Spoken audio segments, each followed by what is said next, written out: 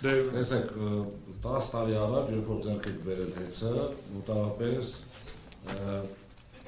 3 ամսվա կյանք է ունեցել։ Ես ինչ եմ ասում, որ հիմա այս կառավարությունում էլ կան մարդիկ, ովքեր տեղյակ էին։ Երկու փոխվարչապետերը, մեկը բանկ, մեկը նախարարություն էկոնոմիկա, այսինքն տեղյակ են եղել վիճակին։ Ամենաշատը 3 ամիս հետո սնանկության էր գնալուց հեծը։ Խնդրեցին, Սամվել Կարապետյանը վերցրեց եւ առանց որևէ ակնկալիքի, ուղիղ հայտարարում եմ, առանց որևէ ակնկալիքի, ընդհուպ մինուսները փակելու ակնկալիքով ինքը վերցրել է հեծը։ Ճիշտ մենեջմենտի, ճիշտ աշխատանքի արդյունքում հեծը, այսպես սնանկության գնացող հեծը դարել է շահութաբեր ընկերություն, բայց մոտավորապես 10 միլիարդ դոլար արժի հեծը, այսպես 100%-անոց, sense խոսք կա, չէ, հայերի մեջ, ոսկե ջրելու, այսպես ասած, մոտավորապես 10 միլիարդ արժի, հիմա հանձնաժողովի կեղծությունը այստեղ է, այսինքն հանձնաժողովը թույլ չի տալիս մենք մեր միջոցներով 12 միլիարդ ցանկացան 25 թվի ներդրումներ անենք։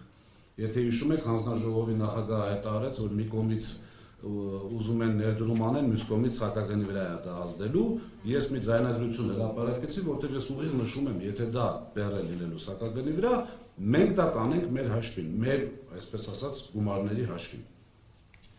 Դա չթույլատրեցին անգամ։ Այսինքն այն,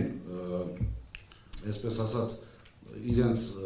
խոսույթը, որ հեծը այս պայն ունի խնդիրներ, իսկ ով է ասում չունի, իսկ ով է ասում չպետք է ունենար։ Եթե որպես պետություն պատրաստ լինեիք 10 միլիարդ ներդրումային ծրագրի, մենք էլ այդ 10 միլիարդ ներդրումային ծրագիրը կանենք, այս հակագինը դուք որոշեք։ Եվ ամենակարևոր հանգամանքը նոր միացում, ժողովուրդ, ախր այնքան ակնհայտ ամեն ինչ, մի քիչ sense խոսակցական լեզվով ասեմ, ժողովուրդն էլ հասկանա։ Պետական հանձնաժողովը իբրև թե անկախ թանկացնում է նոր միացման սակագինը, այսինքն նոր միացման համար